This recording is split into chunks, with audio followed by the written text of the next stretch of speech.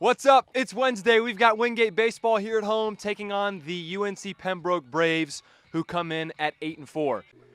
Thank you, Sam. The men are back in action tonight as well, taking on Lenore Ryan at 7:30, and it'll be tough sledding for the reigning SAC champion Wingate Bulldogs because they have to replace Paul Ngongo and Elliot Cutts up top. Not an easy task, but Coach Hamill brings in the sophomore from Belgium, Jean Shabanda. He could be a focal point on offense this season.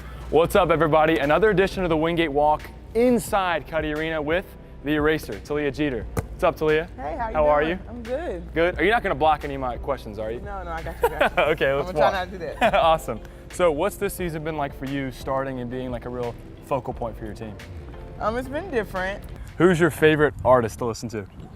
It would be a Danish artist. Danish artist, okay. Ice Kid. Ice Kid. All right. Putting them on.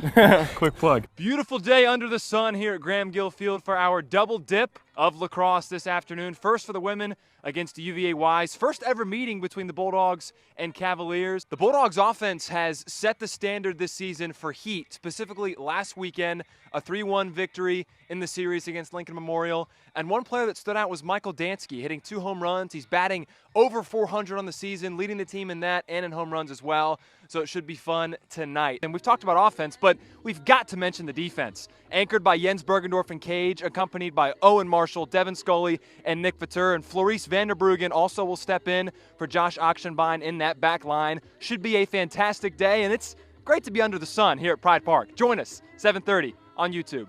What's different about this team than the last 2 teams you've been a part of? Last year was more upperclassmen. All right, let's do some quick hitters. We talked about who's the freshest on the team. You said you. Yeah. Can you sell us on how you're the freshest guy on the team? Like, I would say, I know Elliot, he'll want me to say him. The Dogs are looking to try and make it 3 straight games, scoring double-digit runs, looking for 3 straight wins as well. And I think we have an update from the bullpen. Sam? One player to zone in on for the Bulldogs is Annie Plotz. 6 goals, 2 assists so far this season. But last week against Limestone, she had 5 draw controls. That's 5 against the Saints. If I would have told you to start the year, you'd have a game where you had a triple-double in blocks, what would you say to me? Would you believe me? Yeah, I mean, it's possible. So we know your name is Paul Ngongo Iverson, Yeah. but you go by Ngongo on the pitch. Yeah. Where does that, do you go by Iverson at home, or how does that work with your Like, name? I get called Ngongo sometimes at home. Wingate is looking to extend their best start under Coach Abby Wiley in 3 years. And now for the men's side, let's check in with Sam. All right, some quick hitters for you. What is your dream car? Do you have one? Mercedes. Mercedes. Up to date. Up to date. Yeah. Would you rather have like an SUV, sedan? Sedan. You like laid back more? Yeah, I like it. All right, favorite restaurant? I really don't have a favorite restaurant. It depends on my mood. I just Okay. like food. That's fair. Yeah. We all like food. Okay, give us one Gary Hamill quote. We know he's full of wonderful one-liners, but give us one that sticks out to you that you love. Quote is always about, after a game on Saturday, he's like, don't go out chasing girls. Like, that's what he said every time. I love it. All right, so now we're at the end of the pitch. Let's say you just scored a goal. What's your go-to goal celebration? Give it to us right now. Let's see it. Look at that, run out. Yeah, go ahead. I love it. I love it. That's clean. Love it. That's Paul Ngongo. I'm Donny Chiarel. Another edition of the Wingate Walk in the books. Paul, thanks for your time, man. Great stuff. Thank you.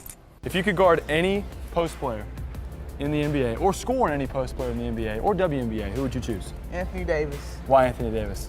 Because he don't play defense. He doesn't play defense, so she's calling him out. All right, lastly, 94 feet is the length from each basket to other basket, right? How many inches are 94 feet? I don't know. It's 1128. Come on, Talia, you gotta know that. I don't know that. You have to know I'm that. not good at math. That's why I'm not a math major. There we go. She's a basketball player. That's Talia Exactly. Jeter. I'm Donny Chiarel.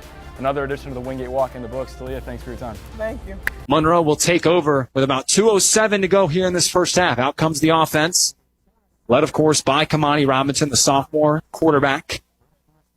He's got 2 touchdown passes tonight to his wide receiver, Jordan Black, number 2 in red, 1 for about 31 yards, 1 for 14 yards. Deuce Wilson has a touchdown, and Jack Crump has 2 touchdowns as well, 1 on offense from 1 yard out, and 1 on a scoop and score on defense. Robinson, shotgun snap, screen pass, over to Jordan Black. He makes a man miss across the 30-yard line. Black, another one, and he flies into the air, somersaulting right near the 35-yard line. Boy, what a play there by Jordan Black. Makes men miss like he's Harry Houdini with the invisibility cloak on from Harry Potter. Boy, oh boy, he can run. Robinson again, under 2 minutes to go now. 2-minute offense for the Red Hawks. Robinson, shotgun snap with Wilson in the backfield. Flag flies. Robinson throws, middle of the field. It's caught right around the 42-yard line by Jordan Black. Who else? We'll see what the yellow laundry will stand for, thrown by one of the head referees. Clock stops at about 1:33 to go. 93 seconds here in this first half. False start called against the Red Hawks that will back things up.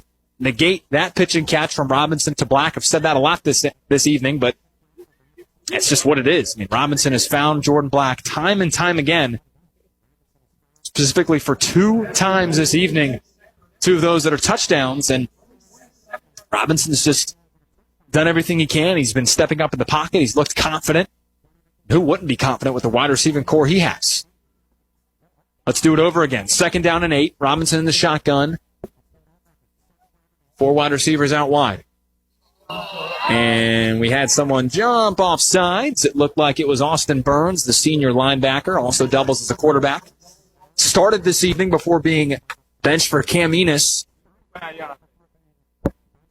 Gets the 5 yards right back, kindly.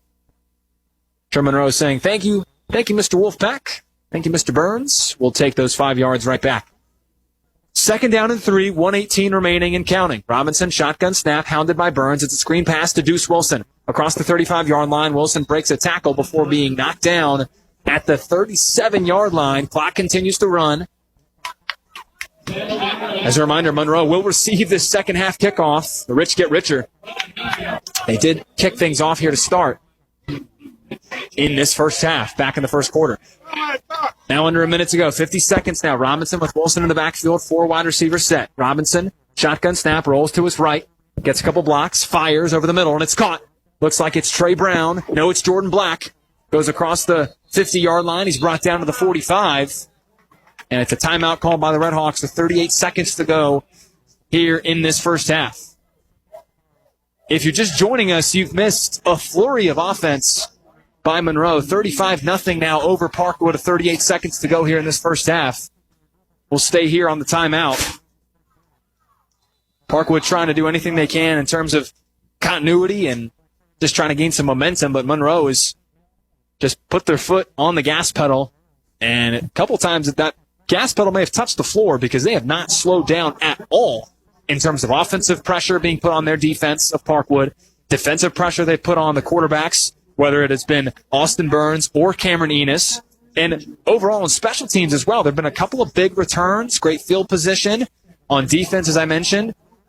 A scoop and score by Jack Crump. It's literally had everything you could ask for, and it's a game, as I mentioned earlier multiple times, I'll continue to hammer it in. Monroe needs this one.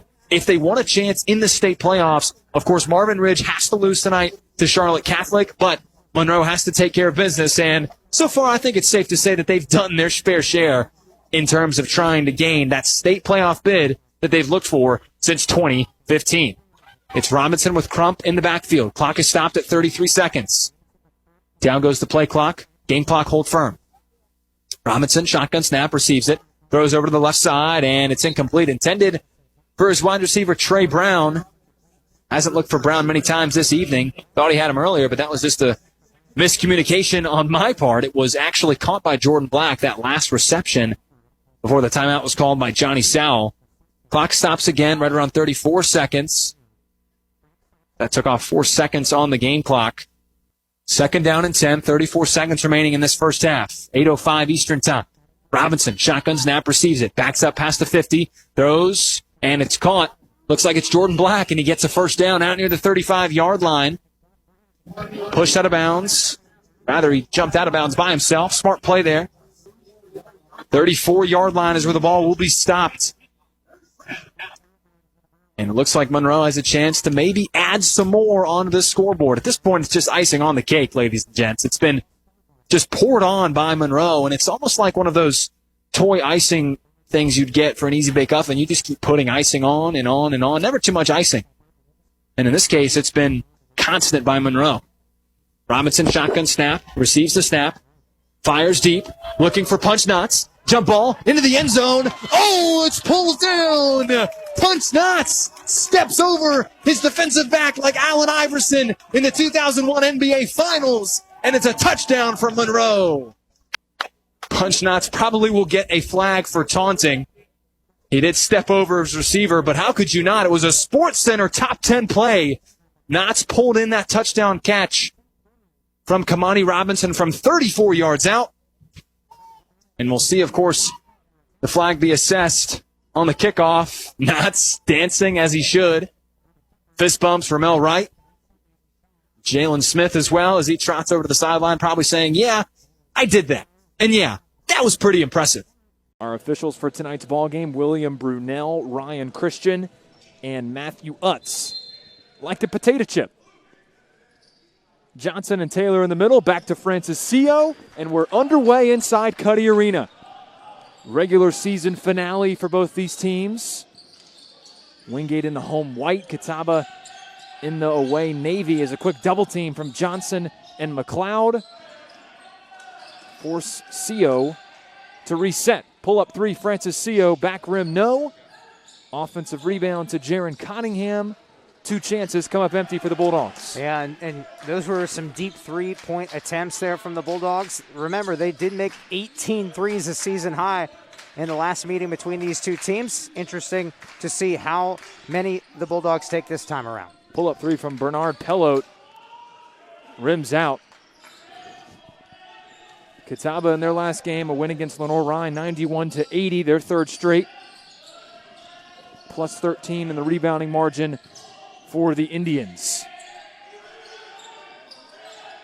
It's Jaron Cottingham behind the back pass. Quantre Taylor by himself, throw it down, big man Q.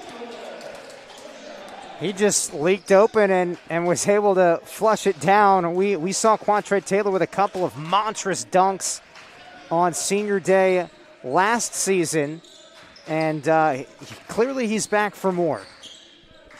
There's Larry McLeod, senior from Sanford, North Carolina, as Marcus Burwell gets the party started for the Indians deep in the corner. Yeah, you mentioned an FIU transfer, Florida International. This is actually his fourth school, so a journeyman. He played at two junior colleges before Florida International and then has arrived at Catawba. Rebound to Dre Nelson, the freshman from Manning, South Carolina. One of six newcomers on this Catawba team after losing Devin Cooper and Marcel Haskett. Two quality players for Coach Rob Perrin. Devin Cooper currently in Switzerland in the Eurobasket for Bon Court. Here comes Miguel Priest for the Bulldogs. There's Jaron Cottingham, left wing. Blows past McLeod, gets the whistle, almost gets the three-point play. And Jaron Cottingham joined elite company last weekend, Sam, against UVA-Wise, scoring his 1,000th career point. And Coach Kirkland made a very good point this week to us yesterday. In fact, he's done this in record time. It is really, Coach Kirkland has a lot of people that he praises. Jaron Cottingham, for him to do that in such a short amount of time is very impressive, given the fact that he is a redshirt junior and has some more years under his belt because of the COVID year and what have you. But 1K Cotty, that hashtag is it's trending right now. 1K Cotty, congratulations. Our director, Trey Harrell, cooked up a sweet graphic commemorating the moment for Jay Cotty as Burwell stops on a dime. He's got all 5 of the Indians' points. Clearly he is in gear early on, looking for his. And Bulldogs got to step in front, make him pass. Sio bullies his way inside and draws the whistle on DJ Johnson. First personal foul on Johnson. As I mentioned, Catawba having to work without Devin Cooper and Marcel Haskett, both scoring 18 points a game last season, both all SAC selections as well. They received a bid to the NCAA D2 tournament last season before the shutdown. And last year for the Indians, the offense was on full display, second in the league in scoring, third in field goal percentage, fourth in rebounding. And as Coach Kirkland said, I don't think we can state it enough, this team is top to bottom much more impressive than their record shows. Yeah, only 7-10, but they have won 3 straight games. This is right where you want to have that hot streak. Burwell, heat check, no. Offensive rebound for Bernard Pellet, yes. He's a guy that could be the X factor in this game. Freshman at 6'8", Savannah, Georgia native. I really liked his activity early in this game. Cunningham leaves it on the floor for Quantre Taylor, but instead kicks to the firing Miguel Priest. 7-5 is your score. Catawba out in front. Left to right. Burwell adjusts. He's on fire. 7 points to start things for the Indians. Yeah, got to throw some water on the floor or something, trying to cool off this fire, shut it down, because great body control to be able to hang in the air like that. There's Francis Seo, last game against UVA Wise with 23 points. Kendrick Tucker, spin cycle, almost got it to go, and Quantre Taylor with the offensive rebound. Tucker pulls up, mid-range, you got it. Man, I still can't get over that shot that Kendrick Tucker had last week against Anderson. The ball fake, that's one of the things that Coach Good outlined in the postgame press conference is not a lot of people would have that in their mind in that moment with the dying seconds in overtime to be able to give you the little hezzy and calm down and then knock down the 3. DJ Johnson able to navigate on the one step, moving through the lane for 2. Impressive move there by the big man. Well, folks, Monroe has done all they can to try and earn a bid to the state playoffs. First tonight, a win against Parkwood, 49-14, and a likely Charlotte Catholic victory over Marvin Ridge. But nothing is guaranteed. Even if Charlotte Catholic does win this game, Monroe, of course, victorious in this one, we will see if the stars align for the Red Hawks to earn a chance to have some postseason play. If this is the final call of the season, let me be the first to say how much I have enjoyed covering Monroe Red Hawk football during this spring 2021 season. COVID threw us all curveballs, but thank goodness we hit them out of the park and we were able to have Friday Night Lights yet again. From WDZD 99.1, the fun one, Monroe's community radio station, this is Donny Chiarel signing off. Have a great rest of your evening. I hope to see you more in the spring, but if not, I'll see you again in the fall.